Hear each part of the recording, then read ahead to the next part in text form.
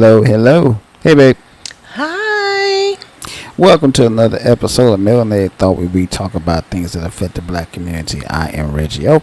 And I am Mimi the lady. And what a lovely lady she is. Bomb chicka wow wow. Man. Well, I don't know where to start with this one, babe. What do you think? Should I just jump into it and say what it was? Because everybody's been talking about it. Yeah. For those of you who have been living under a rock for the past week, you know that there was a big melee in Montgomery, Alabama. And in my personal opinion, Montgomery is like a hotbed for racism. And that's putting it lightly. So, this right here, this thing that went down was a complete and utter beatdown, for lack of a better term. And it was well deserved. Wouldn't you say, babe? I was born by the river in a little tent. Whoa, let me stop for copyright. Let me stop. We gotta go have to pay for that. Yeah,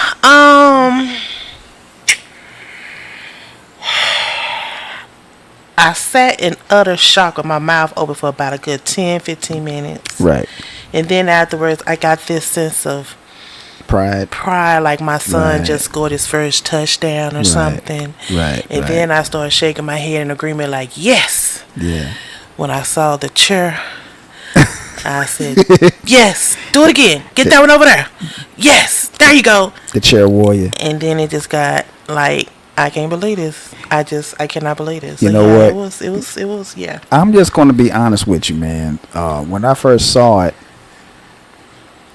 I was like, whoa. Okay.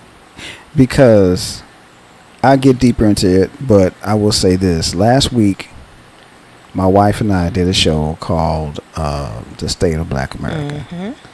And my wife asked the question, will we ever be able to come on one accord? There's your answer. Yep. Isn't that how ironic that just all fall? Like, it just felt like we just did a show, I'm questioning, and then boom. Here we are, tag team back again. Yeah. But yeah, so we'll get deeper into the situation, y'all, because we're going to discuss the impact it has on us as foundational Black Americans and abroad. At any rate, as usual, how was your week, dear? Let's see, this past week, pretty good. Finish up month in, decently and in order. Okay. Family's good. Thank you, God. Thank you, Jesus. Oh, it was pretty good week. Pretty good week. How was yours? Just work. I mean, I was supposed to have been off last week, but as usual, we went in anyway because we had to do preventive maintenance on a lot of the machines there. But other than that, it was pretty good. You know, it's like I tell people all the time, and I say this a lot at work, and my coworkers used to call them up. They would back me up on this. I always say that, you know, I actually look forward to coming home because my wife is there. Aww. Because, you know, like I said, people get lucky enough, and we'll do a show on this as well. Some people get lucky enough to marry that one person that gets on their entire nerve, but you love him regardless.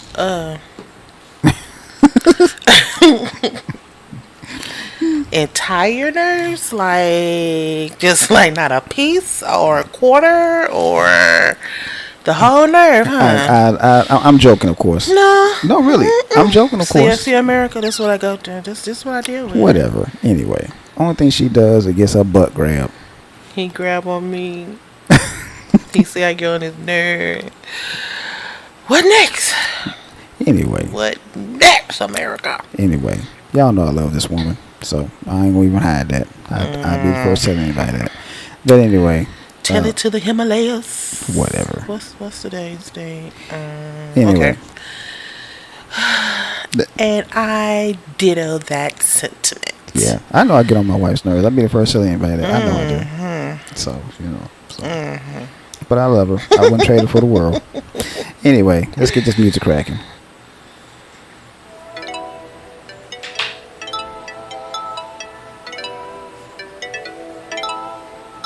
Okay, so now we got the subject out lined up.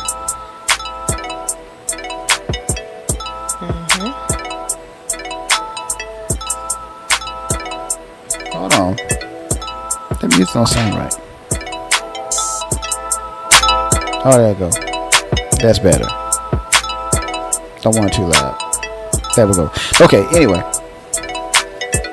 So, we're going to talk about the Montgomery Molly-Wop, Alabama beatdown, Alabama Ass-Whupin, whatever you want to call it this week. You gonna learn today. Oh, for sure. If fuck around and find out was ever an event, that was it. And I asked my wife earlier, before the show started, if there was ever a holiday that was called Fuck Around and Find Out Day, how would she celebrate it? What did you say, babe? I give me a big bag of what's my favorite chip? Cheetos with a nice glass of sweet tea, because y'all know I love sweet tea. And I sit back in my favorite chair and I'll just be looking from side to side like I'm looking at a tennis match, saying okay, ooh, yeah, I'll be the biggest spectator. Cause for so long we had just been so, everything we did would be so negative and so gruesome and horrific. And this is one time I can clearly say that I looked at the news and I was like, in the words of J.J. Evans, well, not on my.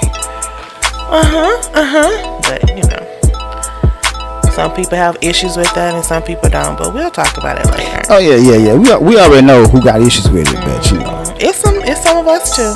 I know. The coons and the tethers. I already know. You ain't got to tell me. But, anyway. So, as usual, let's get to these books that we have to read, man. Let's put Brother Malcolm up. Books every black person should read at least once in their lifetime. Some of these books that I have are first timers. Some of them are OGs to the game.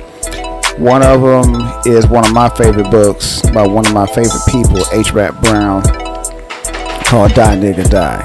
You know, it's pretty much an autobiography and how he came to be who he is, all that good stuff. And he was definitely not a turn the other cheek type of person, because he was a big follower of Malcolm. And Malcolm was not turn the other cheek.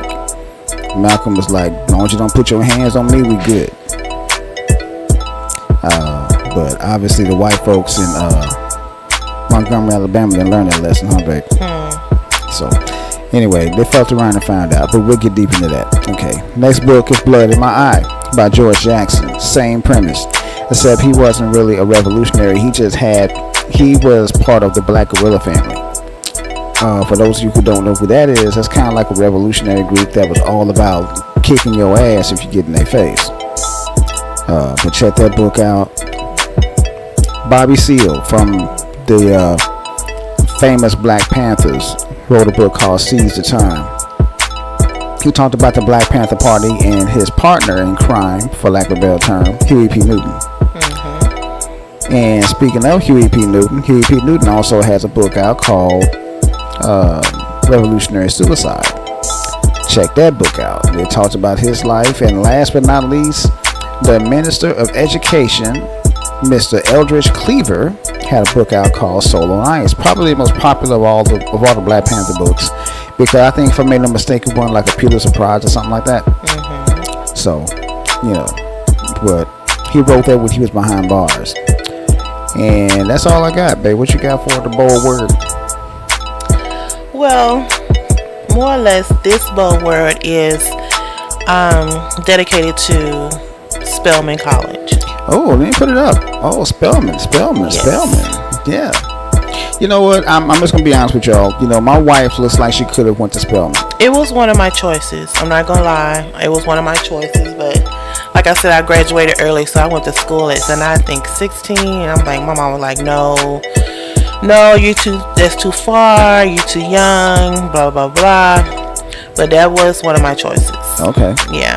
Spelman was one of my I think it would have been a good choice for you. I'm just being honest with you. Yeah. But if you don't know, Spelman College is a private, historically black women's liberal arts college in Atlanta, Georgia.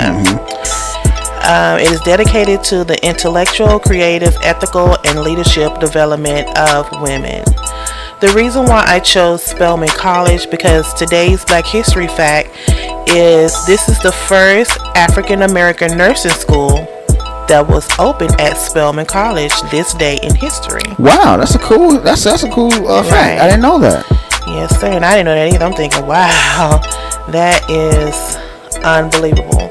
So shout out to Spelman for being the first African American nursing school to open in Atlanta, Georgia at Spelman College on this day, August 13th. Oh, okay. You know, it's so profound. I mean, I know we've been saying this for the last couple of shows.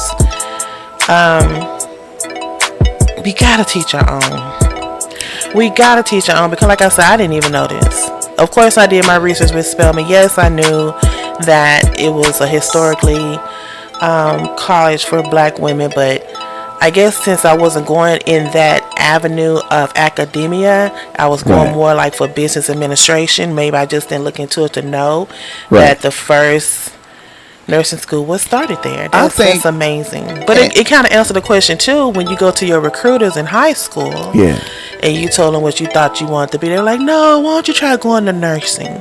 It kind of put a spin on it that way, you know? Yeah. Because that's everyone. A lot of friends I knew, they said like when they went to their recruiters and when they come to the school, they said, why don't you try for the nursing program? Or, I mean, I did try for I wanted to be a part of the nursing program because they used to go to, I know this is a stupid reason, but they used to go to school, used to leave school early and go do like their little internships at the local hospitals, you know. But then I started thinking, no, that's not for me. But yeah, we should have just start teaching our own. Oh, I'm sorry, I forgot to put the year. The college was opened in 1881. Wow. 1881. Wow. Yeah. Yeah, and Spelman is one of those prestigious colleges as well. Absolutely. That's why I wanted to go to it, you know, because of course I was going to go, and of course, you know, I was going to pledge Delta. But, yeah, but then my mom was just like, no, you too young. My grandmother even, you know, she even said, she's like, no, baby, you too young. And then I was still kind of a little, I guess, I'm not gonna lie, we was semi-sheltered. We weren't all the way sheltered, but we were semi-sheltered. And I hadn't been around a lot of different people like that. We were mostly raised with our family. I mean, we had friends outside of family, but not too many, you know. And then just to, because I really did blossom. I did go to school, but it was just like 35 miles away. But just to see me hundreds of miles away in Atlanta, I think I would have progressed. I think, you know, I would want to think I did, because that's when I really blossomed, when I became a freshman in college. But I was still young and didn't really know. Even though I was, you know, people told me I always been mature for my age and things like that. But yeah, that was one of the ones, because at that time, Spelman was worse. Yeah, plus at that time, that's when I think was that when the Cosby Show first came out? I think it was. It was around about that time. Yeah, and that was like one of the big things, to go to a HBCU. Cliff and Claire, and then their parents all they had an episode where they showed them all going back to the alma mater. I was like, oh yeah. So yeah, I think I would have been okay, but I don't regret not going. I think I did pretty good in the choices that I did make. I think you did too. And where I am now. So, but yeah, you're right. That was one of my tops. I believe it because you look like a Spelman person, and you're definitely like a Delta. I know, right? But I wanted a car. Yeah, I know. I decided to get a car. But you know, to piggyback off what you just said, man, I was like you. I didn't blossom until I got into my freshman year of college either. That's when I started coming out of my shell a little bit, meeting new people and all that good stuff. And plus, once I got hooked up with the brothers on the campus and became a Romeo, they was like, you know, that was it for me right there. Yeah. So, but yeah, I feel that. That was definitely cool for me to do that and experience that. But the only thing I really regret was the fact that I didn't go to an HBCU. That's what I hated. So, you know. Oh well. I turned out alright, I think. So. Did pretty good. So, there you go. Anyway, hold on. Let's get to the MPT news. Hold on. Damn, where the music go? Y'all tripping.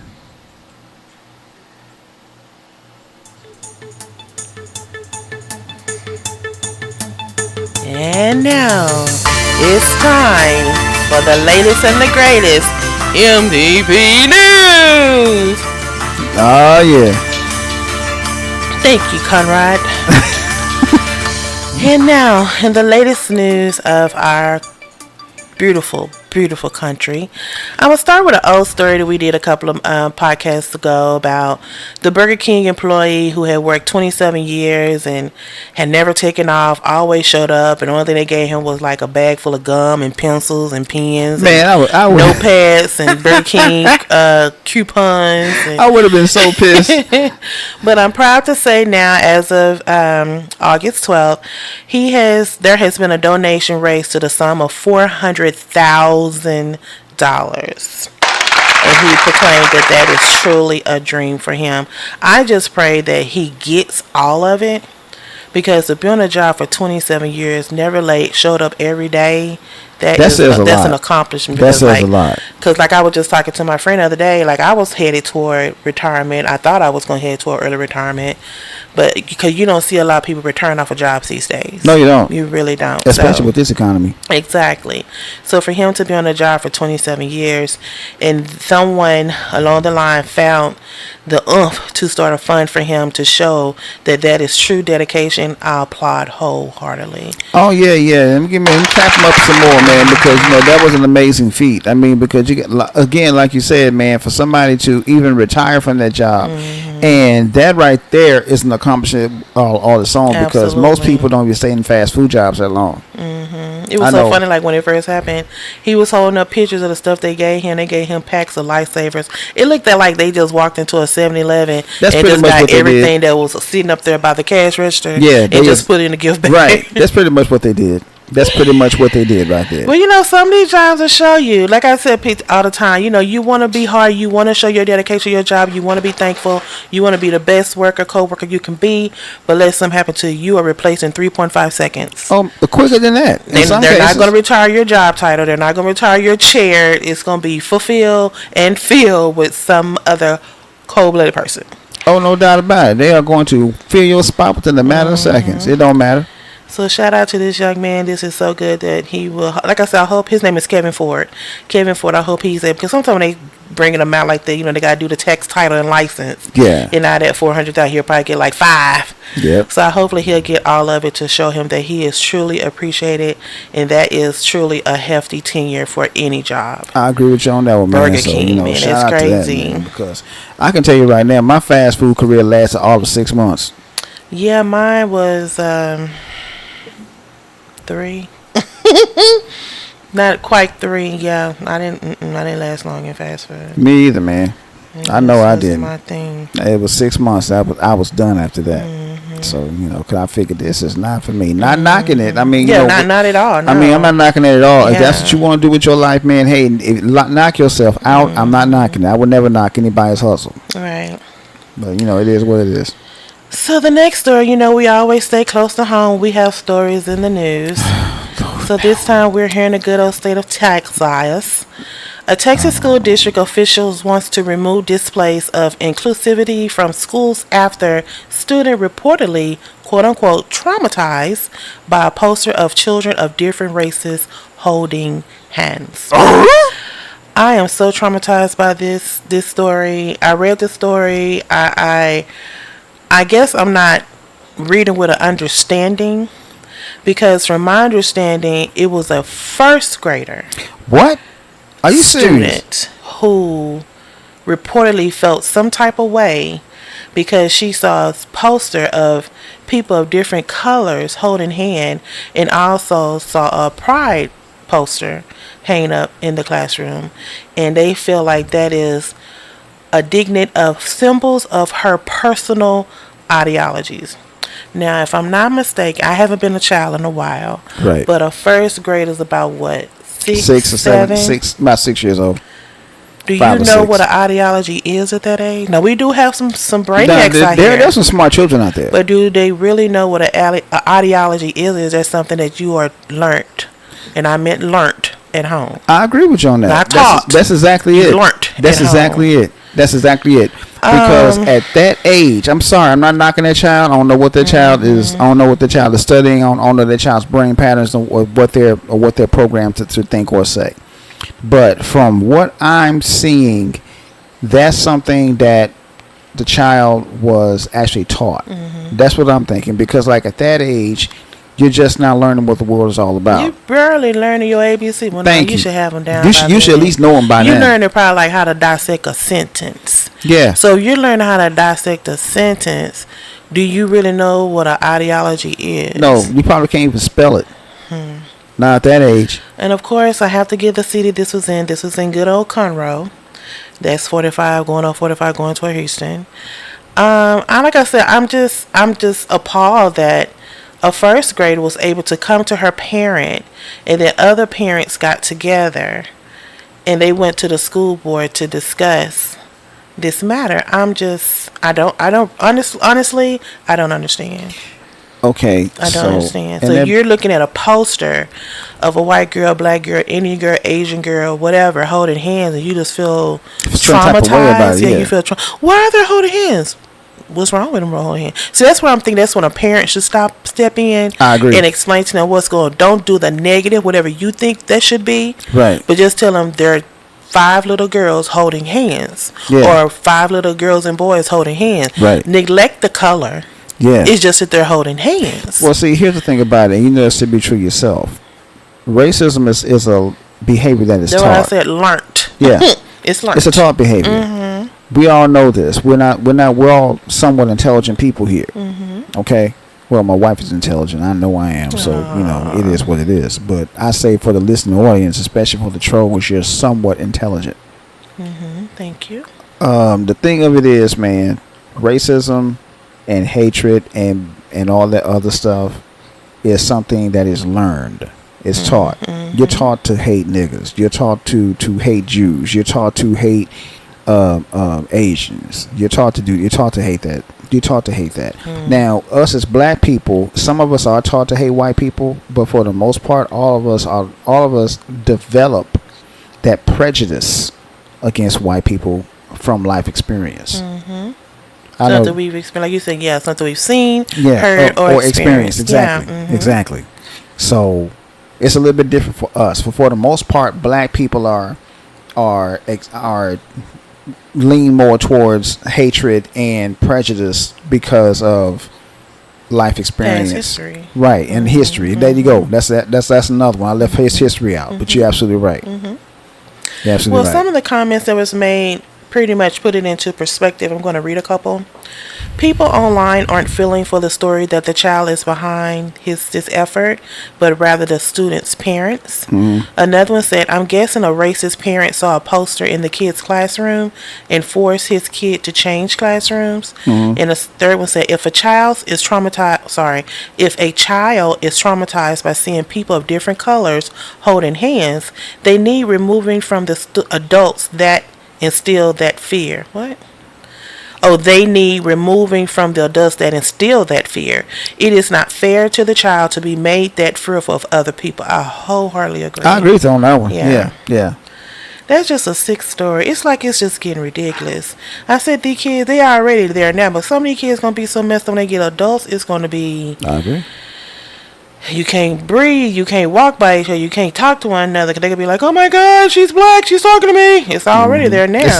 I'm about to say it's already here. Lord have mercy. Now this story, I know I sent it to you, and it's still despondent to think about. The 2 black men who was asked to move to the back of the empty bus by the white bus driver. Yeah. What year is this? 2023. Okay, I just wanted to make sure because the story goes that two black riders bought their ticket to get on the bus.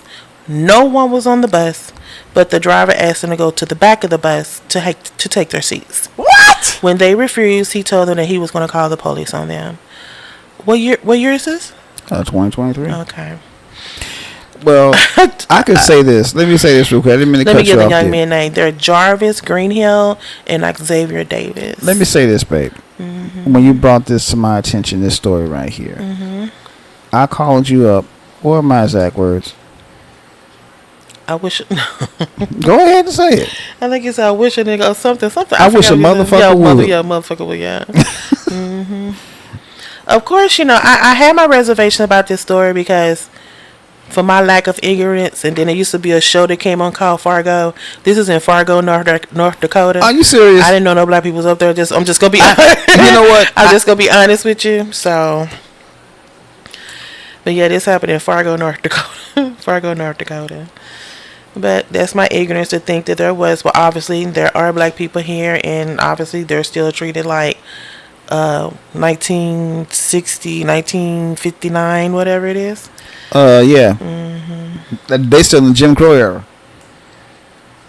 I mean, from my understanding, this young man's job is to drive the bus. I don't think he's supposed to tell people where to sit, is he? Well, from what? Hold on, I'm trying to get the music cracking again. 1950s. I think we're in the 1950s, and here we are in 2023. This is unbelievable. And then threatening to call the police on them? Unacceptable. Unacceptable. So do you think this bus driver needs to be fired? Or reprimanded in some way? I think that the driver needs to definitely be reprimanded. I think that should he lose his job, I say yeah. I say yeah, because like this ain't the 1960s anymore. And like I said, I wish that couldn't have been me. He would have got called everything but a child of God. You gonna have to call the cops on me because I'm not moving. It just amazes me how they keep telling us, no, you guys are looking at it wrong. There's no racism in this country. What is this?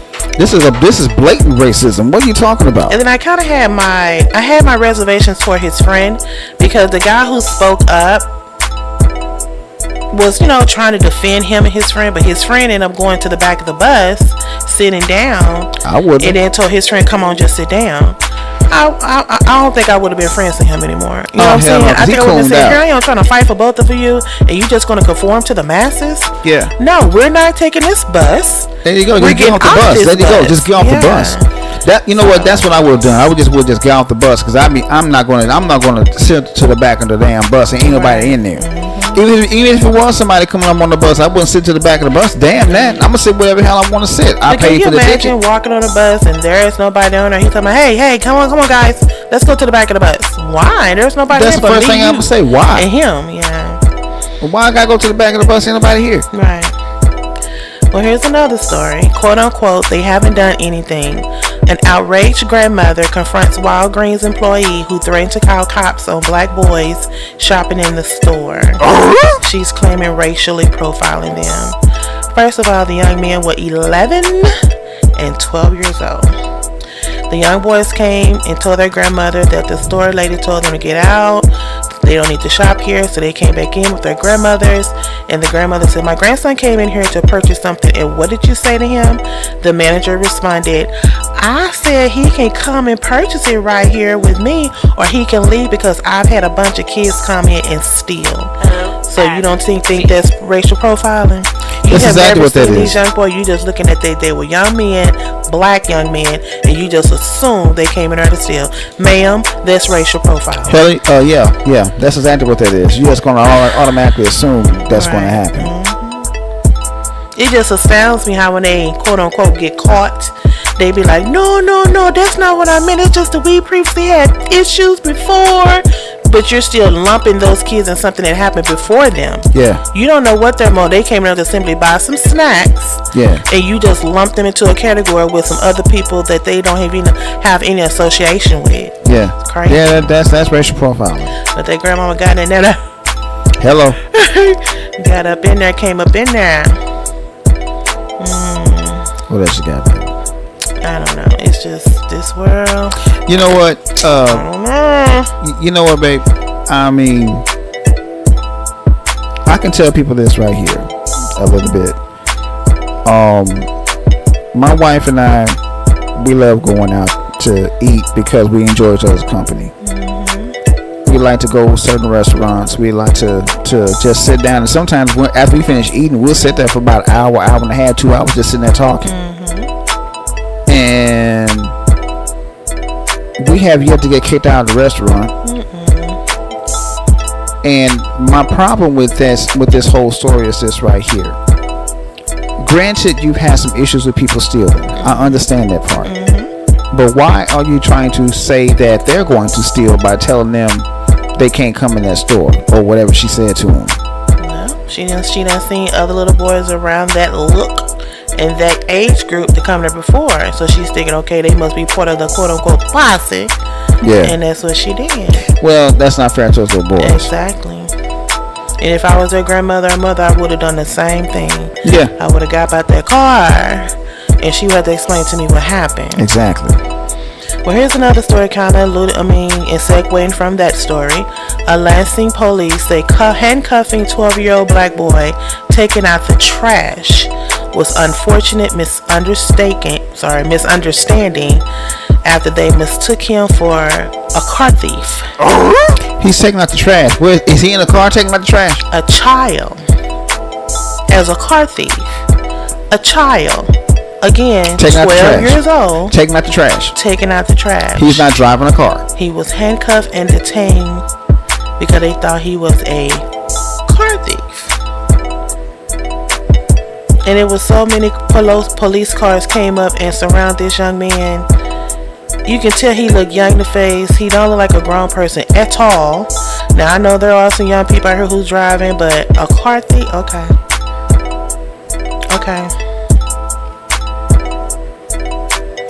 Now they trying to say that it was all just a unfortunate misunderstanding. That's bullshit, and you know it.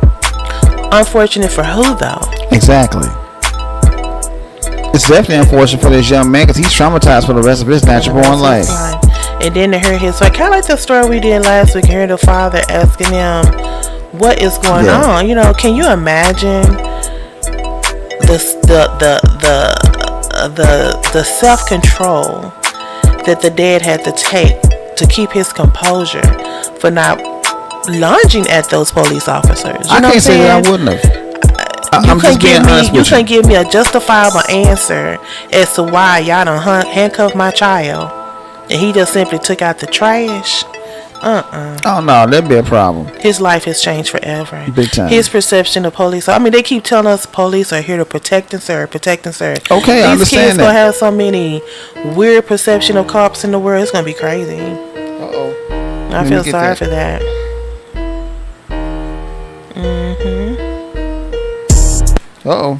But anyway, that right there,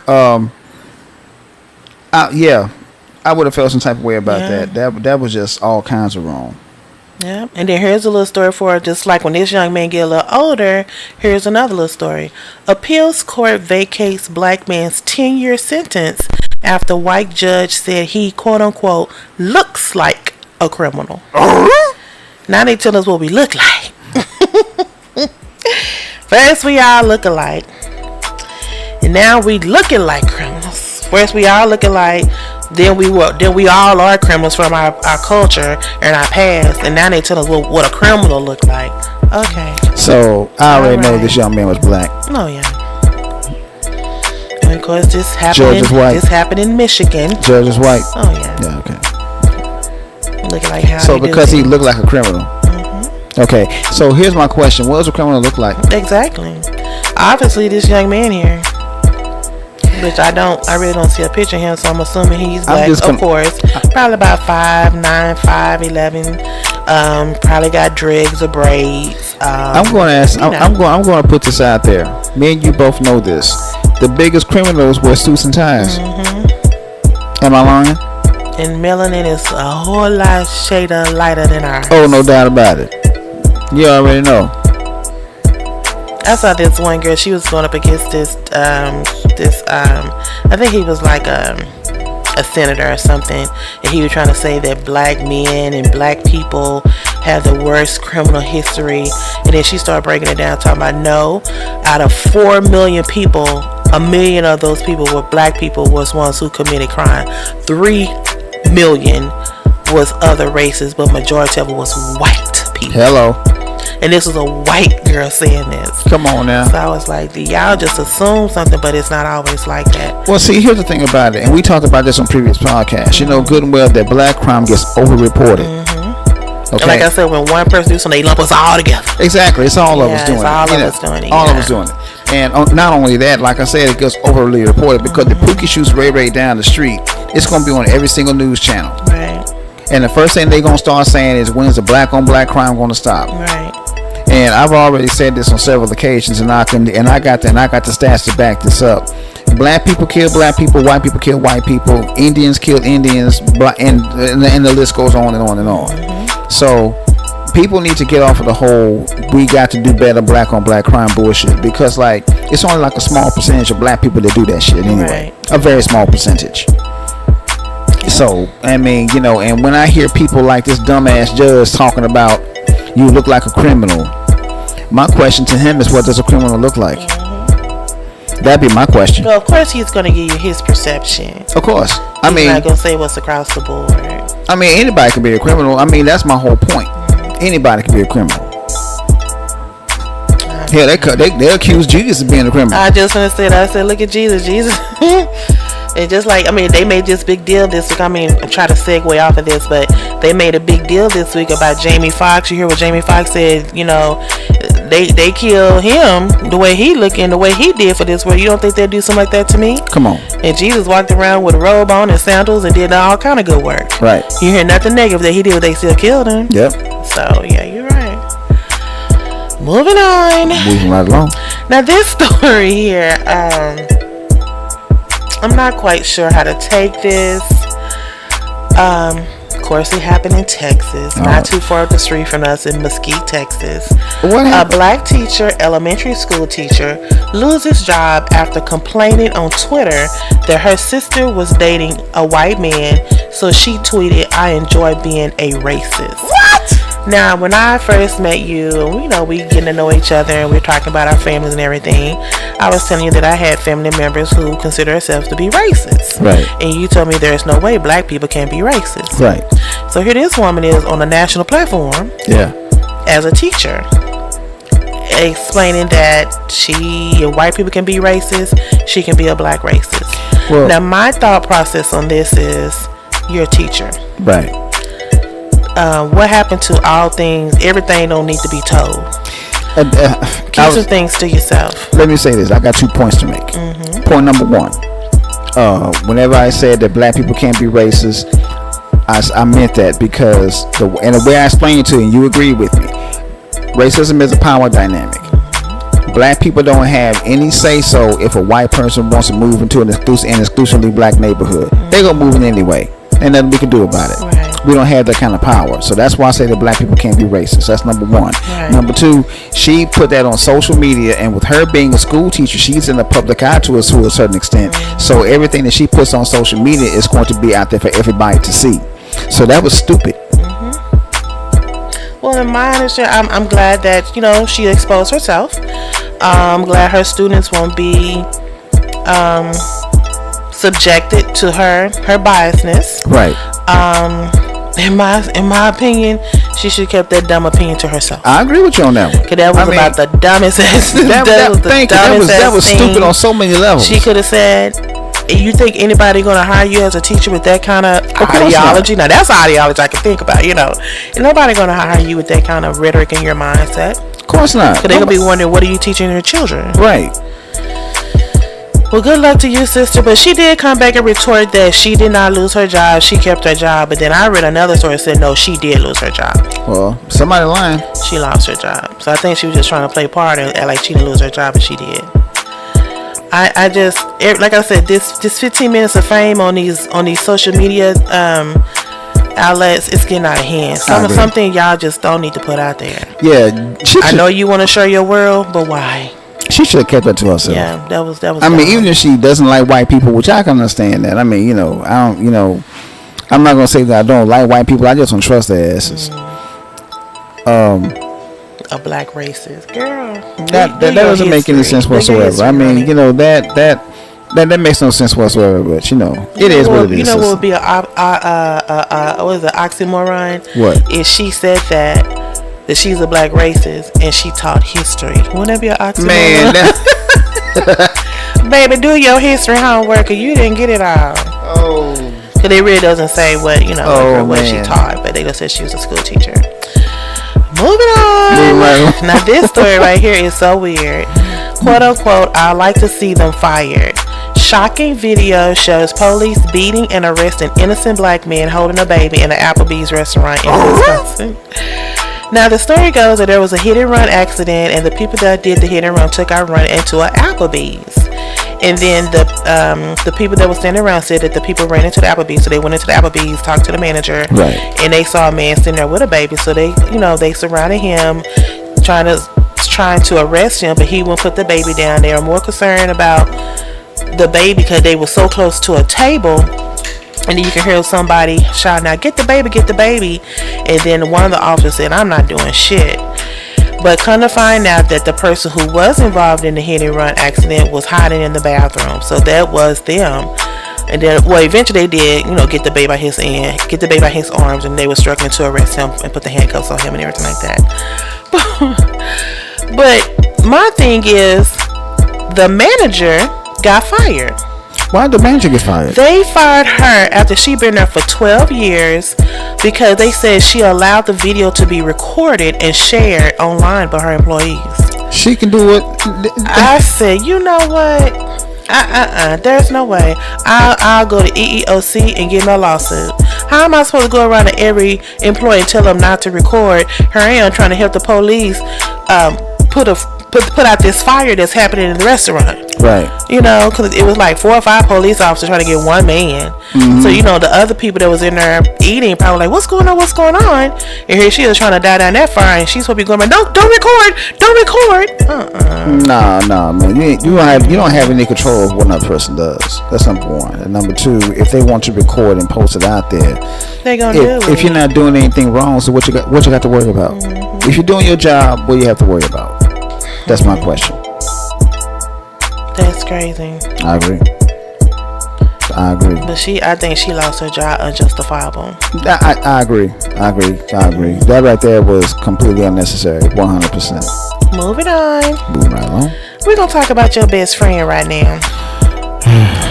Mr. Ron DeClancy. I'm sorry. Oh, damn, Ron DeSantis. Oh, baby, come on. Yeah. Man. Quote unquote. This is an outrage. State Attorney Monique Worrell slams Ron DeSantis after suspension, accusing him of being a, quote, weak dictator. Yeah. She was the only black female prosecutor, and he fired her, he suspended her on a political agenda. They said that she failed to demonstrate the Democratic prosecutor failed to enforce the law while prosecuting some of her cases. For one of the cases in question, that it was a 19-year-old who shot up,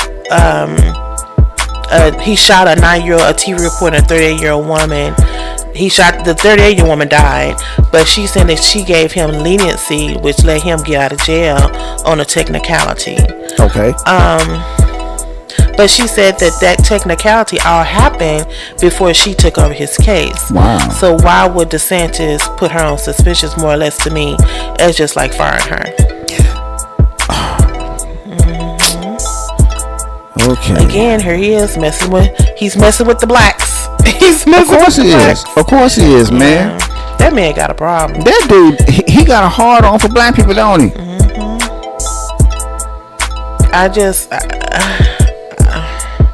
Well, I like what she said. She said, quote unquote, If we are mourning anything, it is the loss of democracy. I am your duly elected state attorney, and nothing done by a weak dictator can change that. This is an outrage. What did she say that was wrong? Nothing. Nothing at all. I hope and pray that she's able, if she can't get reinstated here, but I know that's where she ran and she should be able to do her job there because she was elected by the people. I hope she can't get back in office because that's just, I think he's being pitted like his cohort Trump. Just like Trump is trying to claim that one of the prosecutors that brought the charges against him was sleeping with a known drug dealer or something. What does that have to do with anything? Who she sleeping with? She's still going to indict you, but exactly. So it's like they're trying to throw salt on their character. Yeah. And I think this is the same thing that DeSantis is trying to do with this lady. Yeah, that's exactly it. Because I heard about that whole thing too that Mr. Trump was doing. Sick.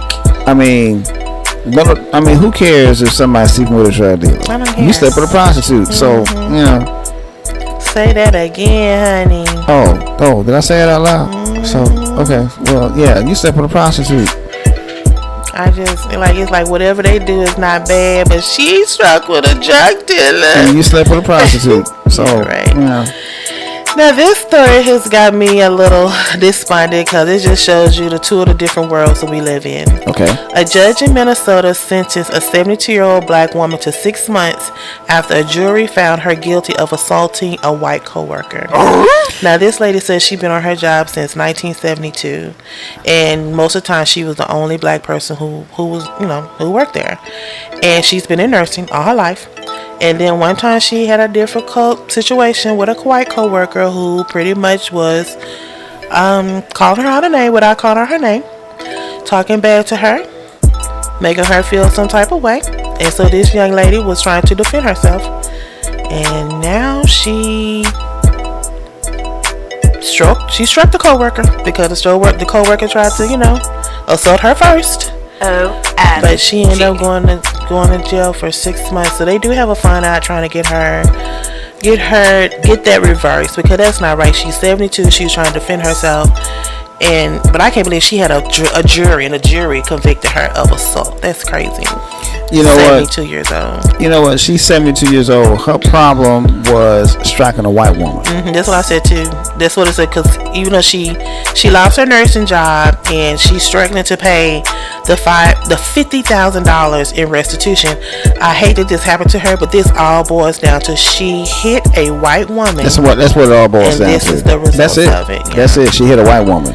If she would have hit a sister, if anything, they would have got suspended, if not fired, and that would have been done. That would have been the end of it.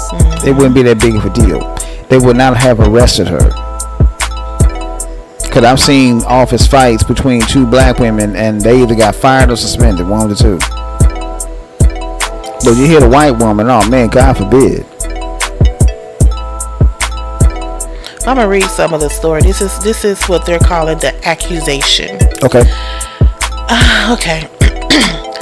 Miss Garber tells us she was disinfecting a desk in the office with a can of aerosol spray when Stent, this is the white lady, who apparently thought Garber was intentionally spraying her, pushed Garber in the chest. Oh, so she struck first. This was she struck her first. As Garber reached with her left hand for the desktop phone to call for help. Now, Garbo is the black lady. She reached for the phone to call for help. She says Stent, who is the white lady, used the phone to hit her in the hand. At that point, Garbo says she struck Stent on the head with the aerosol can and fled the room.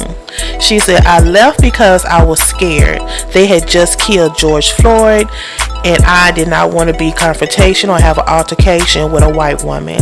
I thought I'm not letting the police take me nowhere. I'll go and turn myself in. Wow!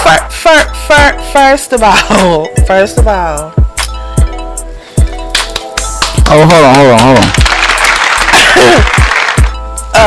In the words of the great late Malcolm X, protect your shit and yourself. He didn't say it like that. That's my interpretation of it. You paraphrase. But you don't touch me. Well, it sounds to me. You do not touch me Here's the thing. at all. Here's the thing. From what you just told me, that sounds like mutual combat. Exactly. Like I said, she touched her first. I mean, and she was protecting herself. I mean, she got hit in the head. Okay. Not hit in the head, but she got hit in the head. I mean, the sister got hit first because the white lady struck her first. Right. But like I said, that's okay though. A white woman can cut your fingers off, but you can't do nothing back to her. And that's not fair. That is not fair at all. So I'm just supposed to stand and let her push me in my chest? That shouldn't have happened right there. No, not on this watch. So, Miss Garbo, I hope that the attorney who's working your case will be able to get this turned around, and you can retire if you don't want to do nursing work anymore. You can retire with a clear conscience and can sleep peacefully at night, knowing you did nothing wrong but to protect your space and your body. Well, like I said, and your mental anguish. Well, like I said, it's okay if somebody white beats the crap out of you, but if you defend yourself, that's a problem. And this happened in Minnesota. 72. Now they locking up 72-year-olds. I just that's messed up. That's the part that got me when I read that story. I just don't. But the fact that the woman was 72 years old, that's my mother's age. Yeah. Well, this is a good story. I hope it works out for them. The Henrietta Lacks descendants filed a new lawsuit over the use of her cells for medical science without permission to secure the justice and compensation they rightfully deserve. Yeah. Let me expand on that real quick. For those of you who don't know who Henrietta Lack was, Henrietta Lack was a black woman, and they used her cells, her stem cells, to make all kinds of medical breakthroughs without her family's permission. Okay, so, and this has been going on for decades. Okay, so I read about the Henrietta Lack story in this book called Medical Apartheid. That's another book people need to check out, man. I haven't put that one out on the show just yet, but that's a good one. Medical Apartheid. Get that book. It talks about how they use black people's cells and everything else to do medical research on illegally. And then once they find the cure, oh, look what I discovered. I discovered this cure, this, that, and the third. So I'm glad that the family is finally getting to the point to where they can actually get some money from, or try to get some kind of compensation for using this woman's stem cells illegally. Well, they got some the first time. This is going to be the second time. Right. Because a new company is trying to exploit her cells. And this company is like an ultragenics kind of place. Right. And so they're trying to sue them. So if the lawsuit the first time went through, let's see if this can go through too. Because they're still in the wrong. Because I don't think they still have not officially come to this family and asking they use them. No, they haven't. They just want to do what they want. That's what I'm saying. Just do what they want to do without asking you to do. And they still find out have no ramification about correcting the situation. And again, they've been using this woman's stem cells for decades. Okay. They call the Hella cells. Right. Henrietta Hela. Yeah, Henrietta cells. God. Has been used for numerous scientific and medical breakthroughs, including the polio vaccine development, genetic mapping, and the most recent COVID-19 vaccination. Wow.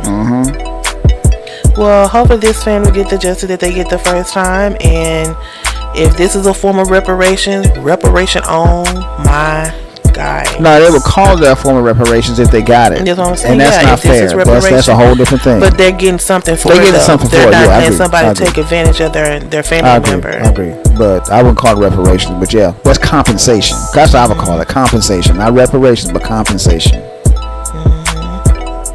Wow. Well, those are all the MTP that I have for this week. Okay. Well, let's.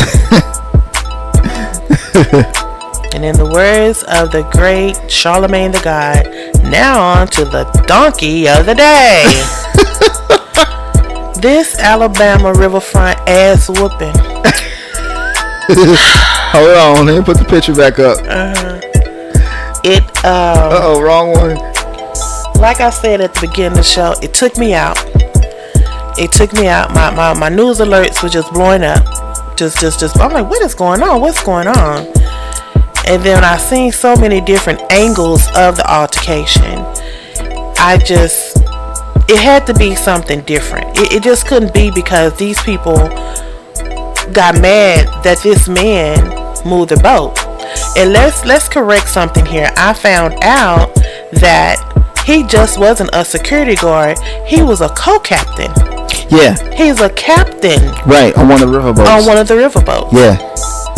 And his captain believes that he was attacked because it was racially motivated, because the people who own that little dinghy boat has caused problems previously. Well, see, there you go. So let's give this man his just due. He just wasn't a security guard. He was an actual captain. Well, let me say this real quick. The Dred Scott decision. Let's go back in history for a little bit. The Dred Scott decision. Okay, the U.S. Supreme Court states in the Dred Scott decision that there is no laws that a black man has that a white person has to abide by. This goes along the lines of the Dred Scott decision, because it was a black man telling a white person what they can and or can't do. Right. That's when they started getting pissed off, because if it was a white person telling them what to do, they probably would have moved the boat. They would have moved it immediately. Oh, no problem, my guy. And would have moved They would have moved that boat immediately. Yeah. Okay? But since it was a black man that did it, they had a problem with that. That's why they started calling him all kinds of niggas and stuff like that, because I've seen people, lots of people, even white people came back and said they was calling him all kinds of racial epithets and stuff like that, and that's when it escalated into what it did. All right? So there's that. So that's a little bit of a history to that. So, you know. Well, let me read this little. I'm going to give props to this young lady. I saw this statement that she made, this comment that she made. Her name is Anna Wims. And I didn't think about it until she said it. She said, August is the 8th month of the year. 8 is the number that represents new beginnings. 5 represents miracles. 23 is the 23rd Psalm's year. 8/5/2023 was the new beginning of my people. So with her saying that and putting into that perspective, I guess you can say a change is gonna come. I forget who sang that song, Change is Gonna Come. But yeah, I truly feel that this was justice for black people, black America. And you know, so many say that America, especially black America, is divided. I think this kind of put into perspective that we know how to come together when it's time to come together. One of the memes, so many memes was made. Oh my God! You know, one of the memes that I saw when he threw the hat up in the air, they talking about that was the back call. The black he signal. was saying woo. That's the black signal. And when I tell you, I kept saying, where are all these black people coming from? The black, that was the black signal. Yeah. But the most impressive thing to me, like I said, I didn't think. Normally when I see people, I'm like, oh Lord, people fighting again. Right. But the part that got me, that baby who jumped in that water, 16 years old, and swam like he was swimming like a dolphin. And if you notice, supposedly this is like a slave river or whatever. It was a slave trade river. Yeah. And if you really look at that, the picture of him swimming, it's like he had 2 arms on either side of him, just kind of like let him guide through that water. He was just gliding through that water, cause like he got there and so fast.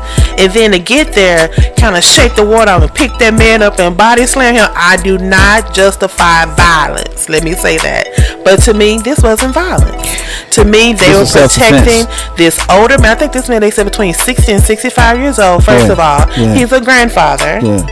And they came together to protect him, because when I first saw, he was trying to explain to them, but I knew something was about to pop off when he started clapping his hands when he was talking. I said, uh-oh. That's it. That's it. Here we go. That's it. And then after that, when I saw all them white people climb on top of him and hit him and stomping him, then all them black people came out like, yes, here we go. Yes. I just got, like I said, I felt so proud. Like, yes. And I honestly, I didn't even look at it as a racial thing. I just looked at that they was there to protect that older man who was getting beat down by some high-head white young people. Yes, they say they was drinking, but still, I don't care. Y'all all jumped on. Y'all should let that one boy in them red shorts handle that, but y'all didn't. All of y'all jumped on and started beating that man down. Well, it shouldn't have been a beat down in the first thing. Exactly. I mean, just move your boat. If that boat would have just gotten moved in the first place, the way the brother man asked him to do in the first place, absolutely, it would have never escalated to what it was. But let me say this: last week, my wife and I, like I said earlier in the podcast, we did a show called "The State of Black America." Okay, so and my wife asked the question: will we ever get a chance to get together? Well, there you go. There's your answer right there, babe. In full effect. Well, see, and I can honestly tell you, when I saw this fight, and I was like, oh man, I wish I was there. I would have got me a couple good licks in, because like that right there, it was completely unnecessary. It was. All they had to do was move the fucking boat. That's it. That's it. That's it. And some of the implications. But I don't mean to cut you off, but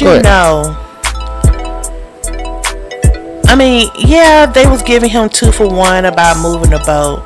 But somebody had to call him out his name. That's what happened. Somebody had to say something. And they got tired of him, cause like when they say something, he'll say something. Just from personal experience, white people don't like to go back and forth with you, especially someone of a different race. Oh Lord, no. And then he kept, explaining his case and telling him, no, you need to move your boat. I'm just assuming that's what he was saying, cause he was pointing and he was trying to explain to him, it's a boat over there. They need to move, cause he was like moving his arm, like they need to move over here. You need to move your boat. I move your boat so they can come dock. I guess he was just explaining it too much for them. And in my heart of heart, I think they call him out his name. I really do. There's been several witnesses to come forward and say that the white people call them all kinds of racial epithets. They call them nigger, porch monkey, all kinds of shit. So Lord have mercy. So that's pretty much what made brother man. Well, actually, they struck him first, and he just defended himself. Yeah.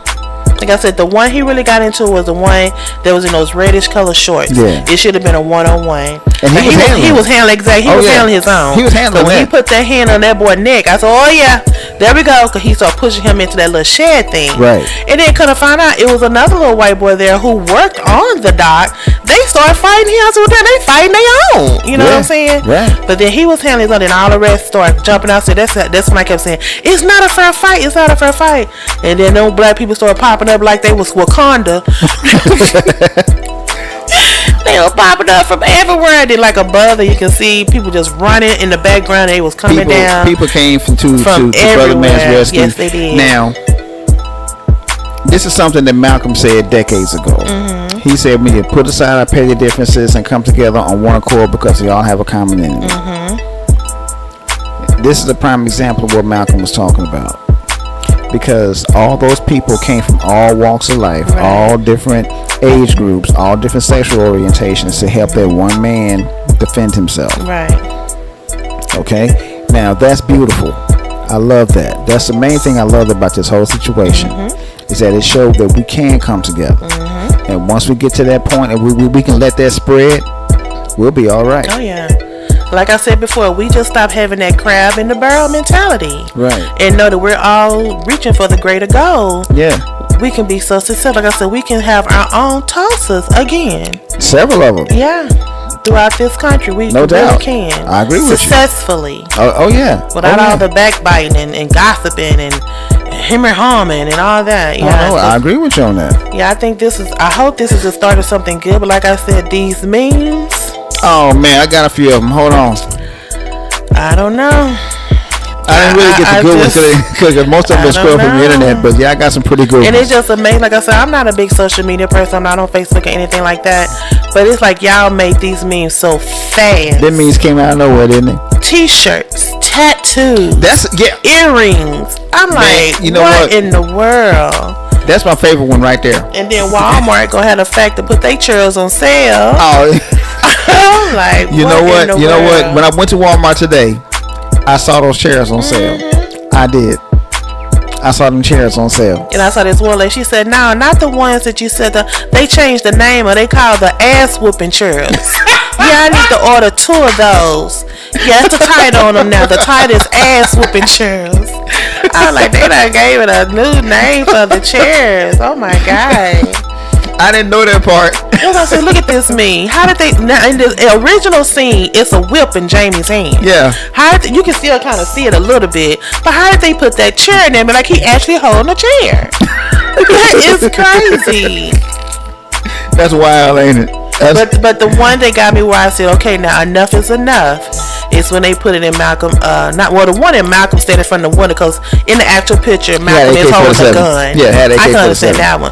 But the one that kind of got me, like I said, I hate to confess this. I'll get to that one. I hate to confess this. My toes might be on the coon line, because I thought they shouldn't have did that with the Malcolm MLK. Martin Luther King. With the Martin Luther King one. Yeah, I don't think they should have did that. I got that one too, but we'll check that one out. I like that one. That was one of the ones I like too. Yeah. Oh yeah, I like that one. That's the one in the background should have been saying, "I was born by the river." That song need to be playing while that meme came out. Yep. Yeah. And here's the one where someone's interviewing the chair. Hold on, there'll probably be it's kind of a delay right there, babe. But yeah, dude got a microphone. The newscaster got a microphone with the chair, and the chair was like, "So there I was, just minding my own business." The chair, they interviewed the chair. But honestly, I've looked at different depiction of it. Where did the chair come from? You gotta ask Reggie Ray that. Okay, I know there was a boat with people on it. Did somebody throw the chair off that boat down to the town? I'm still trying to figure out where that man got the chair from. And when I tell you he was willing it and it didn't break, and it didn't fall out his hands, I'm like, okay. Let me tell you something. All right now. Let me tell you something. I don't know. Oh, just so everybody knows, Reggie Ray is in jail right now because of that. I know they said they had a warrant out for his arrest. Yeah. But you know what was so good about it? Stephanie Mills said she would do a free concert. Oh yeah. To fund everybody get out of jail. Yeah. I thought that. That's why I said us coming together. We know how to come together. Oh yeah. Oh yeah. And Sister Stephanie's a rider anyway. She always has been. Well, I want to say something about that. This is one that I seen that I thought was. I can't hardly find them anymore because most of them been scrubbed from the internet. We all know the Black National Anthem, right? Let their voice and sing. So this is this is in honor of the Montgomery chair debacle. Lift every chair and swing till earth and noggins ring. Ring with the harmony of liberty. Let our rejoicing rise high as the listening skies. Let it resound loud as a rolling sea. Swing that chair full of the might of the ancestors behind us. Swing that chair full of the strength that the present had brought us. Facing the rising sun of our new day begun, let us swim on till victory is won. Now,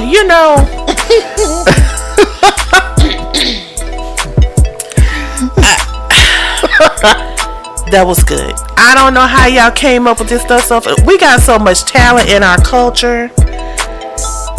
So I'm like, oh my God. I mean, I just looked at meme after meme after meme after interview with the chair.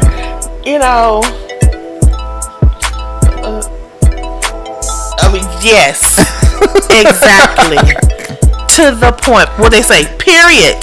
That's a period moment right there. Fuck around and find out, day.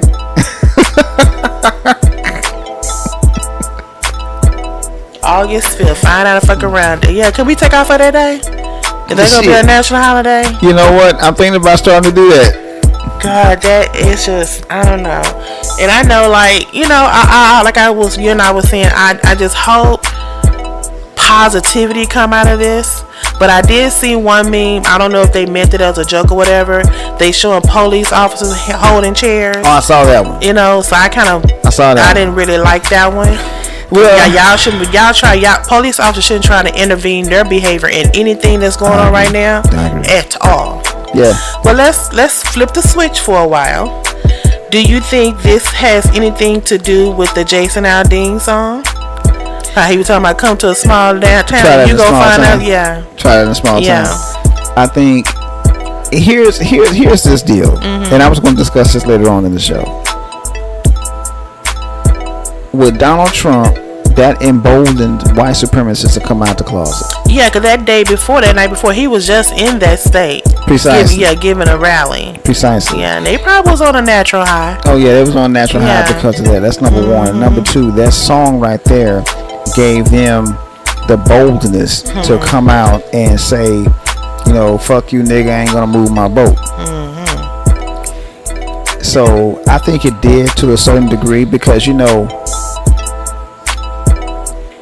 when it comes down to stuff like this, the only thing they need is a little bit of a spark.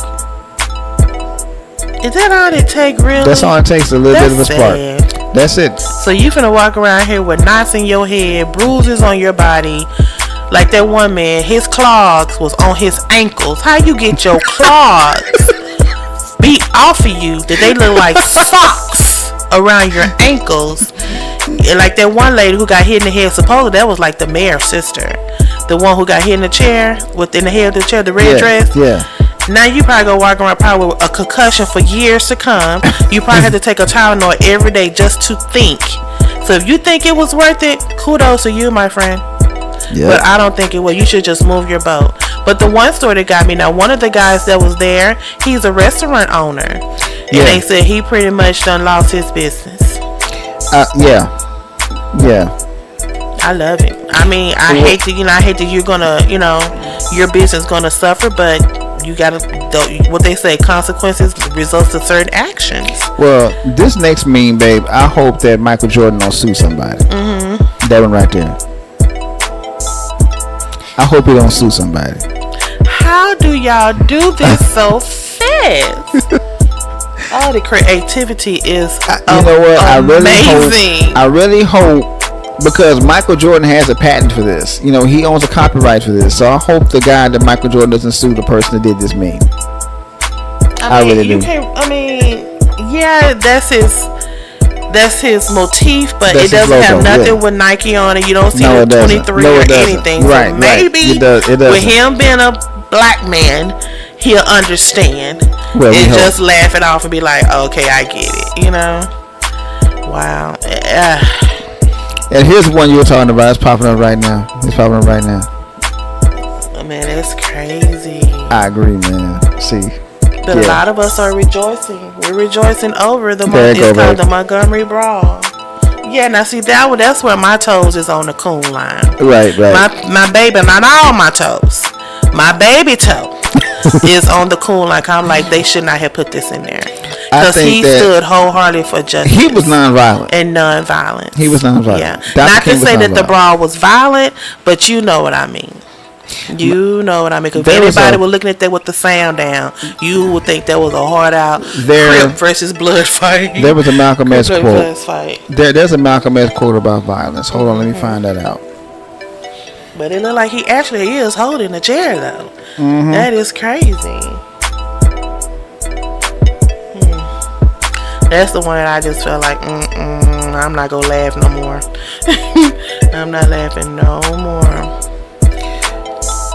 Okay, Malcolm X quoted this, and this is one of my favorite Malcolm X quotes. He says, I don't even call it violence when it's in self-defense. I call it intelligence. And I agree with Brother Malcolm on that quote because this was definitely an intelligent thing because when you're defending yourself, it's not considered violence. That's you defending yourself. Now, if you do it violently and you kick somebody's ass, so be it. But that was just like a protection, though. There was self-defense again. Protection. Number one, and number two, you're protecting someone. You are protecting your elder. Because who would? Like I said, I've never just had a physical fight with anyone, but I don't like when people mess with old people and babies. You have no right. They're unjustifiable, a weaker link. Right. And then plus, you're the opposite race. Yeah. Then it was more than one of you. So to me, it like the man was getting jumped. I probably would have picked up something and began to swing myself. Here's the last meme. Brother man just got his chair on his hip, waiting. Let's see. He just waiting for some shit to pop off. Like a break room, so he at work, right? Yeah, waiting for some shit to pop off. Raheem, can you work overtime? Hell no, I can't work no overtime. You got a problem with that? Right, they just started swinging this chair. Now, one of the ones I saw them people doing, they teaching like a training class on teaching the kids how to swing the chairs correctly. I'm a martial artist. It was so I'm a martial artist, and somebody was telling me at work, said, "Reg, man, do you know how to use this weapon right here?" And it was a dude swinging the chair like it was a kung fu weapon. I'm like, man, I don't know that one. I got to learn that one. So now I got to get back into it and learn it. Learn how to swing a chair. But have you heard? Now I heard that for a while the white people were saying that they were trying to defend themselves, and then there were a lot of people who had actual footage, and so the police department, and the mayor and the chief of police, pretty much overturned those convictions and went out, and those 3 white men turned themselves in, and they're going to have some pretty hefty fines and penalties and probably some convictions. Well, what do you say about that? Well, here's the deal on that. I'm glad to have a brain. But my whole deal is this right here. You know this to be true yourself. When you got other white people saying you were wrong. It was so many too. Oh my God, it was a lot of them. And older white people. You don't think they be saying they way like a Trump would, Right. But they were saying they were wrong. And this woman said, us white people was wrong. I was like, go ahead then, brother.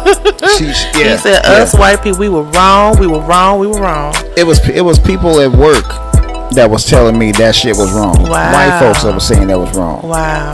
So when I see that lets you know flat out that was some bullshit. That's what I was saying at the head of the show. They know right from wrong.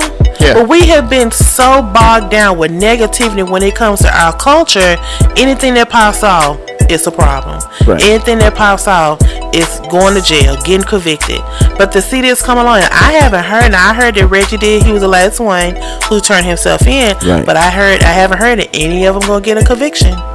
Now I heard a couple of them white people gonna get a conviction, but I haven't heard that no black person has been convicted or anything. Well, Reggie Ray doing his thing, man, and and that's what got me. His name is Reggie. Mm-hmm. Me too. That's why I asked you. You know what the name of the man who's swinging the chair is? Reggie. Yeah. But yeah, that right there got me right there. But my man, I already know he's gonna get out of jail. Because I know that he probably already is. He probably is. Because Tariq Nasheed, shout out to him. He's from Alabama.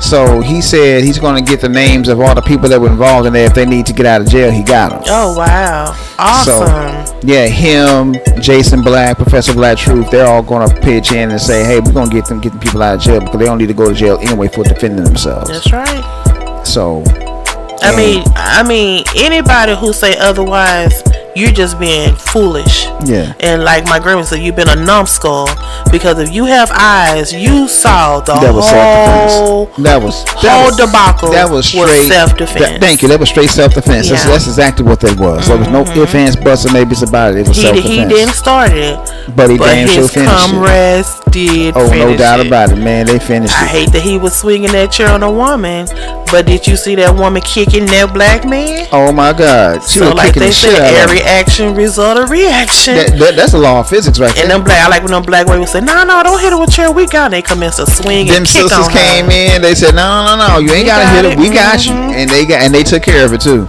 You know my boy Roland. Roland Moore. That's where I saw most of the ankle. He had all kind of different ankles, but I must admit, it was a proud day. It was a very proud day. Some people might think to me, I don't think anybody should look at that as violent at all. Again, it's like Malcolm said. That's intelligence right there. That's intelligence. That's all that was. So when you got people out there that's defending themselves, because I'm gonna tell you right now, if a white man hits me, you damn right I'm gonna hit his ass back. Yep. Several times. And what do you think if that was reversed? If that was reversed, it wouldn't be blown up as big as it is. I can guarantee it. Now I think all them black people would have got arrested and would still no doubt be about it. They were still in jail right now. I agree with you on that. They would not have got any bail or anything. Nothing. The bail would have been denied. I agree with you on that one. So, and the one thing we have to understand is black people. I mean, granted, we are celebrating this as a small victory. Let's expand on this. Number one, Just don't let it die down. Yeah, don't let it die down. If we can do it this one time, we can do it again. And don't do nothing ignorant about it either. Just keep it positive. Just keep it positive by all means. And the second thing is this right here, and we all know this to be true. White supremacy does not like taking L's. All right, yeah. That's why I said I don't think it's gonna die down, and I just hope when it happen again, for certain, it's gonna happen again. Yeah, we continue to come together like we did this time and keep it straight positive. Keep that energy, man. Keep that energy. But again, like I said, white supremacy does not like taking L's, so you know they're regrouping. Oh yeah. They are regrouping right now as we speak.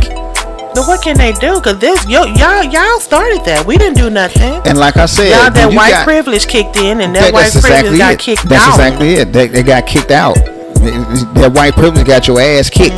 So and like I said, well, who you said was that Richard Pryor? We're tired of being sick and tired. Sick and tired of being sick and tired. Beat down, that's all it was in the back, killed, shot, stabbed, and that's pretty much what the premise. And that's pretty much what it was. I was telling my mother this. I said we just got tired. The black people just got tired of taking all those L's because we keep on taking. We took an L with George Floyd. We took an L with Tamir Rice. We took an L with Trayvon Martin. Breonna Taylor. Philando Castile. And the list of Sandra Bland. And the list goes on and on. Ahmaud Arbery. And the list goes on and on and on. So black people were just sick and tired of excuse me. Just getting beat down all the time and nothing is happening about it. So brothers got together and wrecked shop, and I love that. So shout out to that young brother that swam in the water. Amen. See, and I saw them interviewing him, and they asked him, "What make you do that?" And he said, "It was instilled in me that when I see something wrong, that shouldn't be happening, try to do what I can to rectify the situation." That's what my mother taught me too. I love that. My mother taught me the very same lesson. I love that. Yeah. But I was a little confused. Was this man, did he work there? Was that his co-worker? Yeah. Wow. No, wait. No, it wasn't. That's all I was like. I knew he had on a blue shirt. I'm like, did he work there? Or what? I know he came from another boat. So was he just a passenger on that boat? Jumped in the water, swim on there, and commenced to whooping ass? That's exactly what he did too. Yeah. Wow. Yeah. And I already know Mr. Reggie Ray gonna get out, man. He definitely gonna get out. There shouldn't be no reason why he even staying there a day. I agree. They treat him just like they treat Trump. Take your fingerprints, take your picture. Okay, we'll see you later. Yeah. Don't even try to put him in no cell. For real. Because he shouldn't be in jail anyway, like you said. That was just unnecessary. But you think they'll try to sue the white people? They should. They don't have a case. I mean, they got plenty of video. There's no case. Well, with him swinging that chair, though, that's kind of like an offense. Well, that's what people are saying. I don't think it was offense. No, because my man was just helping somebody out. You use a foot to kick me. You use a hand to hit me. I just use a chair. I just use a chair. What's the difference? Is a weapon is a weapon, because most people can use their hands as a weapon. Yeah. Hell, my whole body's a registered weapon, so go figure. Think about that. What's that old saying when two people come and be like, you know what, you did me, we're gonna call it null and void, just go on. Yeah, exactly. I think that's what they need to do. Just call it null and void. I agree. Or just be 100, as y'all say, about the whole situation and say, you know what, we started this, we got our ass whooped, we just gonna go home. We just gonna go home, take this L. In a perfect world, put some alcohol and some what's it called? Some Epsom salt. Camphophonique. And soak some Epsom salt. And just call it a day. You know what? In a perfect world, the next time we will go out on this boat. In a perfect world, yeah, that's what should happen. But this world ain't perfect. You know that. So the get back is gonna be so. Like I said, they're regrouping right now because white supremacy does not like taking L's. But you started it though. I agree. Take it as it comes. You did this. When white people tell you that you're wrong, you got white folks telling you you're wrong. Wow. Yeah, they. You got white people making songs saying your ass is wrong. Right. So when you got white folks saying that you're wrong, you might want to rethink a few things, bro. Right. Yep. People that look like you are saying that your ass is wrong. So it is what it is. I saw this one man, they call him Jean Jacket Jake. did y'all see that he was swinging that chair on that lady? And then a white woman come and said, well, did you see when she lifted her foot and kicked that man? And I was like, well, there you go. What you gotta say now, Jean Jacket Jake? There you go. Yeah, you just saw him hitting that lady in the head with a chair. Did you see everything she did before that? That constituted the hit of the chair? Thank you. Exactly. Like you said, every action, there's an equal and opposite reaction. Who is that wrestler? Was it a wrestler or somebody who used to just walk down just hitting people? Or was that man walking tall? Somebody used to just walk down just hitting people with the thing. That's how that man was doing. Anybody who came in, he with that chair. This man was trying to hide behind a pole. He was swinging that chair behind the pole to try to get the man. He was surgical with that chair. He sure was. Man, I was impressed surgical. that he never dropped it. The chair never broke. He was surgical with that chair. You could tell he was putting some strength behind them. You ain't lying. He was putting the power. He wasn't no small looking dude. Oh no. He was not a small man. But he was putting some power behind them swings. He was not playing. Like he was trying to get out some frustration. Oh man, he was waiting for that moment. He was waiting for that moment. I mean, I hate to put it like that, but no, it's the truth. The proof is on the film. I mean, it's the truth, man. It's the truth. My man was they was waiting for some shit to pop off. In my personal opinion, they was waiting for some shit to pop off, and when it did, that was it right there. Oh yeah, they just brought it all back together. I was like, oh my god, what is going on? So what's your take on this, babe? And I just gonna say, from the first time I saw it to now that we're talking about it, my perception has not changed. Good. Like I said, the only thing I have my little binky toe on the cool line about is the picture with MLK. Yeah. But all the other memes I've seen, and all the other stories I've seen, and all the different ways I've seen all the different videos, my chest is still like, way to go, black people. For once, we came together. None of us lost our lives. And we did something to show that we are, in the words of the great Frankie Beverly and Mays, we are one. Yeah. Oh my gosh. I agree. There's not much else I can say about this whole situation, man. I mean, we still have a hell of a show. Absolutely. Hold on, let me do something real quick. Hold on. If anybody's out there listening, I'm gonna go ahead. We have a new number now. The new number is 469-522-9103. If you feel like you want to comment on this show, by all means give us a call. The phone lines are now open, so we'll stay open. We'll stay on here for another 15 minutes or so. Hey, you check the chat? Let me see. Was in there last time. Mike was in there earlier? He was in there last week. Well, he was last week, yeah. You're right. Hold on. Let me see. Let me check the chat. Hold on. No. He's not in there this week. And I would love to hear his take on it. Yeah, man. I would love to hear. Shout out to Rod. Happy birthday, Rod. Happy birthday to DJ Rod the Boss. His birthday party last night. His birthday dinner last night. Those young men that we were talking to, I would love to hear their take, man, you know on what? this situation. You know what? Yeah, that would have been cool. That would have been cool. And You know who I really want to hear though? Because since he's in Alabama, Leslie. He's in Alabama. Yeah. Is he still working at night? Yeah, he's working nights now. Wow. That's the only thing about it though. Wow. Man. He's right there with He's in Alabama. Jeez. So yeah. I would love to hear his take on it. But man. But I wish, you know what? I'm just gonna be honest with you, babe. I would love to hear your pop's take on it if he was alive. Oh Lord. Baby.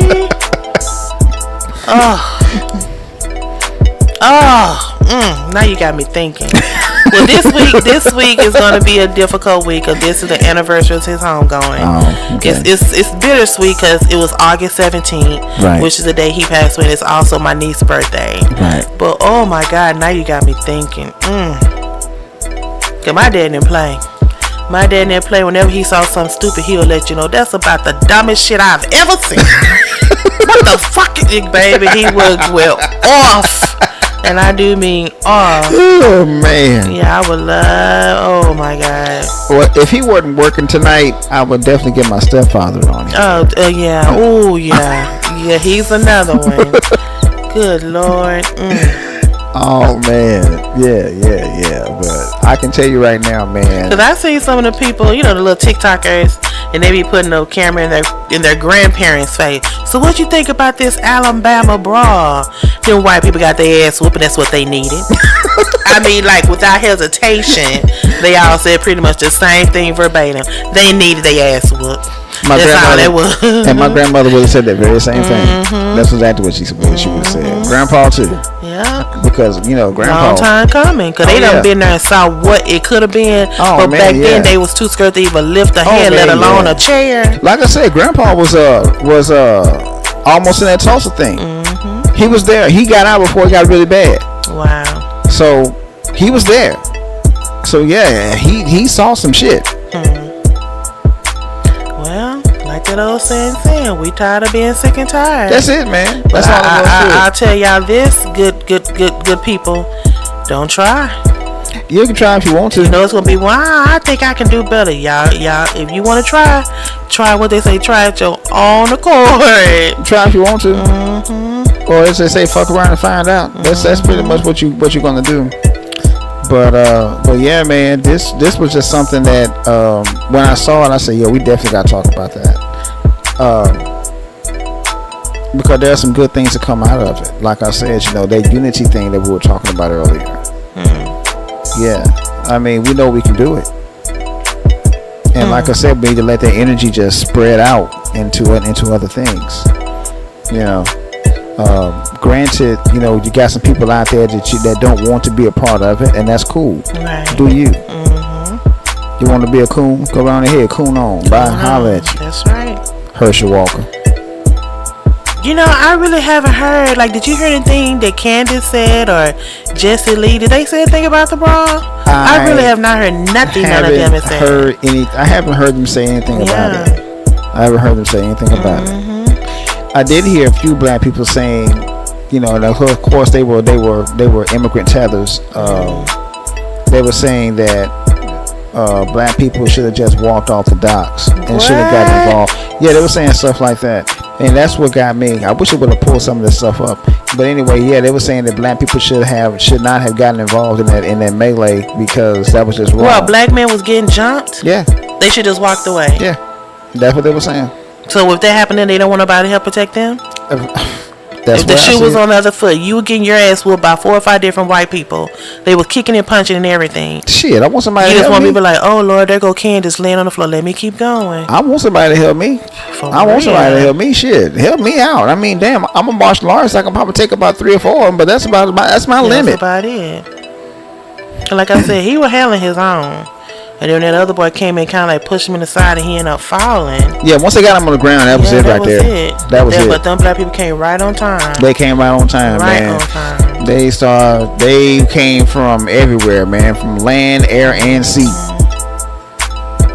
Wow. So, you know, that was a beautiful thing, though. Like I said, my take on it is proud to be black. First of all, proud to be a woman. Yeah. Proud to be a black woman. And just proud of us as a whole, because even after this, there wasn't no looting, there wasn't no. Nah, that was the thing that got me. Yeah, exactly. Because I was kind of fearful of that. It was national news. If you haven't seen it, where have you been? But you know, normally when things like this happen, there's an after effect that comes across as negativity. Right. But from this one, I had only negative thing I thought was negative, that they were trying to go around and arrest all the black people, and then in essence they reverse, and start arresting all the black people. That's what they should have been doing in the first place, because they the ones initiated in the first place. And then they put that warrant out for Reggie, and then he eventually came in and turned himself in. So I'm like, I would too. I was like, I ain't got nothing to hide. I would turn myself in. I would damn sure. Man, I'm going to tell you right now, even if you were to go to jail or whatever, they wouldn't do anything to him. He would be protected in jail. Because I'm quite sure they saw it on TV. Well, in the words of the late, great Richard Pryor, free at last. Free at last. We ain't gonna take this shit no more, cause we free at last. Y'all can rush up on us if you want to. Push us down on the ground, put your knee in our back. We gonna do a what's his name, Hulk Hogan move and flip you back on your back and put our knee on your back. Man, let me tell you something, we ain't man. scared no more. I'm not saying we used to be scared, but Man, you must admit this. some of us do have our, they got anxiety where we just I agree. try to comply. Yeah, I agree. But sometimes complying ain't always good. Let me say this real quick about this situation, man. Mm-hmm. I can honestly say that Reggie has been watching wrestling. That's what they kept saying. They said he been looking at some WWEs and some WWFs. Man, because he knew just how to hold that chair. How to hold that chair, and that chair didn't know. And that chair was swinging and whooping around. Oh my God. He knew how to give a chair shot. It's like he was just right walking now. on, just here you go, take this. It's like he didn't discriminate. He was woman, swinging. child, duck, fish. He hit everything. Anything that moved. Everything that moved, but it was all white movement. Oh my God, man. I was surprised too. I was like, all the people that he did not hit not one black person. No, he didn't. Not one. Dan. Not one. Shit. No. Yeah, he did. But yeah, that was I don't know. It's like, I know they kept saying, like, some of the stories I said, well, like one of the headlines I read that said the reason black folks are rejoicing over the Montgomery brawl is more complicated than you think, and we're thinking like it's negative, but they said when black people are brutalized by white folks on camera, the results are usually very different. Yeah, they really are. Yeah. They really are. So I think that's why we're all like, that's the main reason why. Clap it up. That's the main reason why right there. That's the main reason why right there. Because me and you both know, and we've seen it several times over, that when it comes down to a black person doing anything detrimental to a white person, to harm them in any way, shape, or form, that black person is filled full of holes. The result is tremendously bad. Exactly. Death. That's inevitable. It's inevitable. Yeah. So yeah. I think that it could have gone bad. It could have gone bad. Well, just like this one man I saw, because it is a open carry state. Yeah. And how the white people didn't have a gun on the boat. They could have. And they could have pulled their gun to social. Now you black people. Yep. But it could have gotten, like I said, it could have gotten really bad. It could have gotten really, really bad. I'm glad it didn't. But it is what it is, man. But kudos to us as a culture. I mean, man, boy, woman, child, we all came together and just, like I said, it wasn't nothing malicious. It was just protection. That's all it was. It's just protection. That's all it was. And like Malcolm X said, that's intelligence right there, because you're defending yourself. That's right. Well, another story I want to read, on August 11th, 1973 was the birth of what? Hip-hop. Yeah, August man. 11, 1973, hip-hop was born at a house party in the Bronx. 50 years later, the genre has been reshaped in the image of cities and regions around the world. I am so in awe because it seems like now just about every commercial that comes on TV it's a hip-hop has song. some kind of hip-hop song, music, undertone, backdrop, something. You be like, is that LL? Yeah. So I must admit, I can admit when I'm a little leery. I'm not gonna say wrong. I'm gonna say a little leery. When I first heard hip hop, like, that ain't gonna last long. With all that beatboxing, what they talking about? Roaches in the back with the guns in the back. What? And my mom used to love that song. Oh my gosh, she could quote it from word for word. I should like the message. Yeah, she loved the message. And I kept saying that ain't gonna last long. Then when Lil Wayne came out, I said, you can't even understand what he's saying. What is he saying? But I see now, 50 years later, it's still here. And if God say the same, I will be in the house next Thursday at the LL Cool J concert. Oh yeah. Whatever. But here's the irony part of this whole situation. She's married to a hip hop producer. And then a kick in the head. That is a kick in the head. She's married to a hip hop DJ and producer. Think about that. Yeah. So it is what it is. 50 years old. Well, did I one day ever think it? Well, let me ask you this, hip hop enthusiast. Yep. 50 years ago, you was a mere almost 2 years old. Your birthday coming up. Yep. and then you got into it. Every song coming to Rambo on the radio, he can sing it word for word. Like the other day, he started rapping. I asked him, name the books of the Bible. You know that song word for word? Like that's what my grandma used to say when we be singing. She used to my name the books of the Bible. We like what? Do you think? Okay, let me reword that. Has it changed much over the years? Has it changed for a good or a bad? I think it's changed for the worse. I mean, this is just my personal opinion. I mean, don't quote me on that. As a DJ and as a former MC and as a producer of music, which I do have an album I was going to get me to start producing called The Iceman Cometh. Check it out when it's released. I'll let you know when it's released when I get finished recording it. As a DJ and producer, I think it's gone from Eric B and Rakim, I Know You Got Soul, and Big Daddy Kane Ain't No Half Stepping to LL Cool J Rock the Bells. And LL Cool J Rock the Bells. Now Mama said knock you out. Pick one.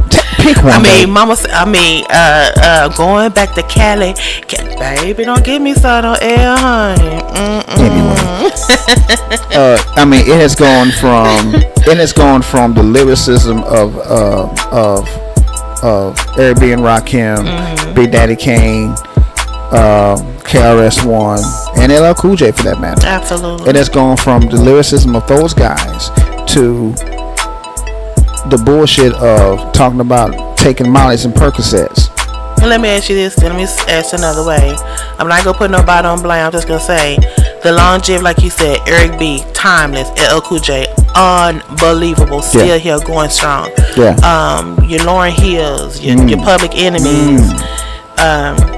Do you think all the ones out here with the little name, little, you know, would they really be timeless like the LLs and the Public Enemies? Do you think 50 years from now you'll hear a little so and so song and be like, yeah? In my personal opinion, I don't think so, because right now they're in it for the money.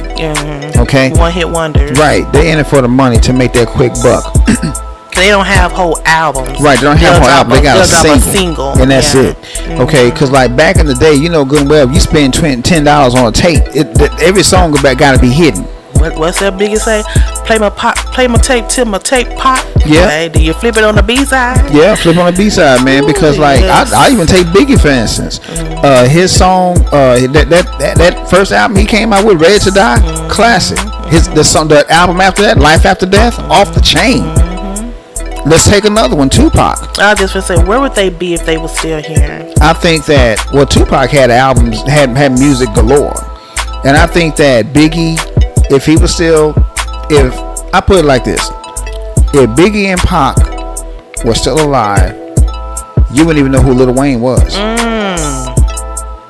You think so? I know so. Wow. Because, like I said, would you not know what he was, or do you think it'll be a comparison?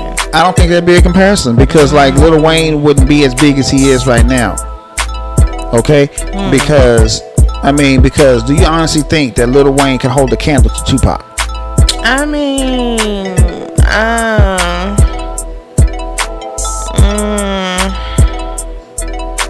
probably not. No. Exactly my point. So you know, and I ain't gonna put him in a conversation with Biggie, because Biggie would eat his ass up. But the longevity of some of the older cats back in the day, let's just use them. Like LL Cool J got a new album I called The Force. I've heard it. It's pretty nice. I mean, it's typical LL. I mean, you know, because he hasn't changed his style for anybody, even for the new cats. And on top of that, you know, a lot of these old guys eat y'all alive. Thank you. He is what you call a true lyricist. Oh yeah, he's a lyricist, no doubt about it. You know, no doubt about it. I mean, let's go back even further than that. One of my favorite MCs, Kool Moe Dee. Before Rakim, that was Kool Moe Dee. And Kool Moe Dee is just, come on, you don't want to mess with Kool Moe Dee. I don't care who you are. You know, you want to battle Kool Moe, you're gonna be disappointed. But those guys will always be remembered because they made an impact. You know, I mean, these Suki Hanas and the Sexy Reds talking about how brown a booty hole is. That's just a flash in the pan. Well, now that you say that, they're trying to do like the ladies of hip hop. And then it was a big old controversy because I believe Nicki Minaj was left off the list. Okay. And I'm like, okay. Exactly. That's what I was like, okay. Okay. I mean, she came out with the, even though I think she probably has by now, but I know for a long time, she never would give homage to Lil' Kim because Lil' Kim was the one who come with the purple hair, the purple jumpsuit, half her titties hanging out with a pasty on the nipple, and then here come your little Nicki Minaj doing pretty much the same thing. Yeah. So where did you get that idea from? Okay, just because yours pink.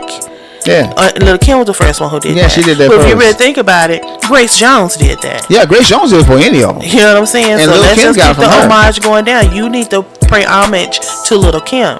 All of them should. Your Sexy Red, your Sakana, all of them. Because they all look like Lil' Kim. They're taking they're trying to act like Lil' Kim. Let's say that. They can't rap like Lil' Kim. They can't rap like Lil' Kim. Hell no. Shit, because Lil' Kim can actually spit. But, but yeah, you're right. Lil' Kim and Foxy Brown. Don't forget about her. Yeah, Foxy Brown, exactly. Mm-hmm. So, yeah.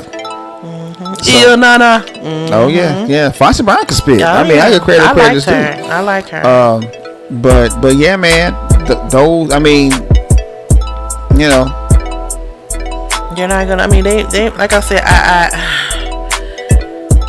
so can you compare a Queen Latifah or an MC Light to a Shakana or a Sexy Red? Hell no. Could they be in the same category? No. That's what they trying to do. No. Hell, I even get some of the newer female MCs. You honestly think that, let's take Remy Ma, who can spit her ass off.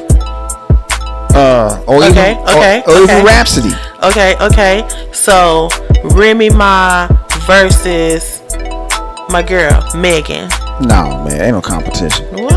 Ain't no competition. No, Remy would destroy Meg Thee Stallion. I'm sorry. She would. Remy's too lyrical. Way too lyrical. Well, I'm interested in how this list gonna go. Cause I'm like your Queen Latifah's, it's MC Light, it's a lot of ill. It's a lot of ill female MCs out Lauryn there. Hill. We can go back further than that. Some of these out now. We can go back. Further than that. Let's go back to the first lady of hip hop, man, MC Sha Rock. From the Funky 4 plus one more. Roxanne Shante, the real Roxanne. Shit, there's a lot of them back then. Let's go back. Let's go to the West Coast, man. The Lady of Rage with the Afro puffs. Oh yeah, that's my girl right there. Yo, what up, badass? JJ Fad. Yeah, I wonder if I could interview them, what would they say about the state of hip hop for the ladies right now? Oh man, they'd be embarrassed. Yeah, you think so? I know they would, man, because like. They say sex sells. So. I mean, so how did they do it without all that though? I can't remember. Lil' Kim. I mean, what's her name? They actually had skills. MC like coming out with a thong on with some fishnet stockings. They had skills. They didn't have to do all that. They had skills. They didn't have to talk about how brown the booty hole was. They actually had lyrical skills because, come on, man. I mean, and we already knew. Come on, and to me, some of the first female hip hop sex symbols was Salt and Pepper. Yeah. I mean, they pushed the envelope, but then again, they still had the baggy jeans and the big jackets and all that. I mean, and they still rap like women. They held their own. They rap like women, right? Yeah. So, yeah. And they didn't have to do all the fishnets and the bras and. No, they didn't. They could actually rap. So I mean, and that's the problem that I have with the state of hip hop it is right now. It's more about it's not about skill anymore. It's about popularity. I got this many likes. I'm gonna put an album out and it's gonna sell, and they're absolutely right. It's gonna sell because you have that popularity now. Whereas back in the day, I'm speaking from experience. We had to battle to get some kind of notoriety. When if you beat this person, then you go up against this next person right here and you battle that person. Right. Nowadays, you don't have to have any lyrical skill whatsoever. You just gotta have a catchy hook and some over the top beats. That's it. Well, we'll see. Oh yeah. Anyway. But happy birthday, hip hop. Yes, happy birthday. Oh, another birthday came up. My sister. Oh, God, yes. I'm so sorry, Pumpkin. Yes, we are. Yeah, buddy. Happy birthday to yes, you indeed. today. Yes, indeed. So there's a lot of birthdays, man. August. August is big. It's a birthday hotbed. But yeah, good show, babe. Absolutely. Good show. I kind of figured this was going to be a good show, being that we was talking about that Molly-Wop, that Montgomery Molly-Wop. Yeah. Well. And I think the main reason why, of all places, Alabama. Well, it's a racism hotbed back there. That's like the civil rights movement. That's where it started. Think about it. That's where it started. But still, though, Alabama. Yeah, that's where the civil rights movement started. You don't think it'd be somewhere hard like Detroit, New York, or LA, or South Central, Compton, LA, right? Compton, California, right. Bed-Stuy, Brooklyn, Bronx. Yeah. It was in Alabama. Yeah. Oh God. Well, we'll see. Like I said, I hope nothing negative come out of it. Something, but it has been a second one. I think you showed me somebody in a somebody restaurant. in Detroit. Yeah, got their ass kicked with a chair.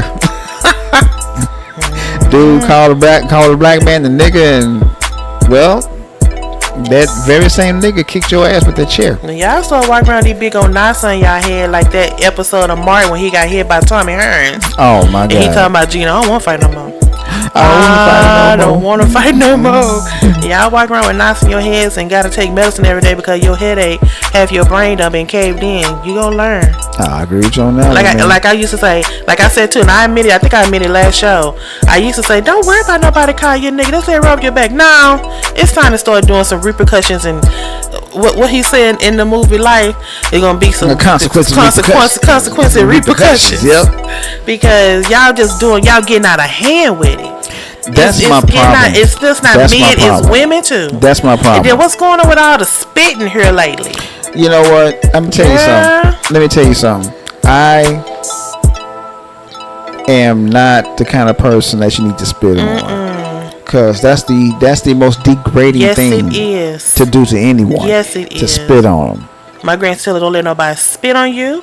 And don't let nobody call you a crow. They say a crow eat anything. Yep. It's the most nastiest foul bird on the world. Yep. It's a lazy bird. Yep. It'll wait for somebody else to do it. They come and just pick on the scraps. Yep. She'll never let nobody call you a buzzard.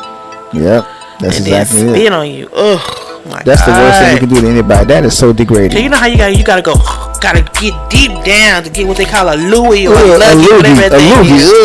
Oh no. Oh man. Oh yeah, that's a guaranteed ass whooping right there. Either that or death, one or two.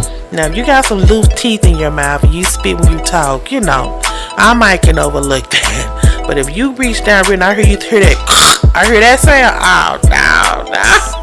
Oh no, see, that's a beat down. That's a guaranteed beat down right there. No, that's a guaranteed beat down. Go ahead, I'm gonna go ahead and turn myself. Go ahead, pull up and take me to jail.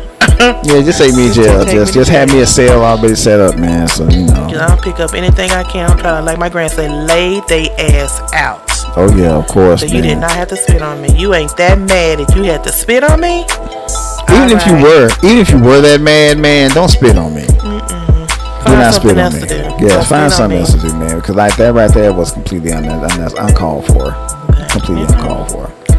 But like you said, I hate to say it, but it's gonna be some people pushing the buttons. I just hope we as black people handle it maturely, for lack of better words. For lack of better words, but yeah. Only time will tell. Yeah, we'll see, man. We'll see. Well, but your show, darling. Thank you, baby. You give out the new number now. Okay, yeah, the new number is 469-522-9103. Tell a friend. Tell everybody. Hit the subscribe button. Tell your mama them, tell your grandma them. Hit the notification button. I just mean to say Neil, because you know how we are, we black folks. You know what Neil means. Yes, you do. If you don't, then something wrong with you. Tell y'all. That's my favorite.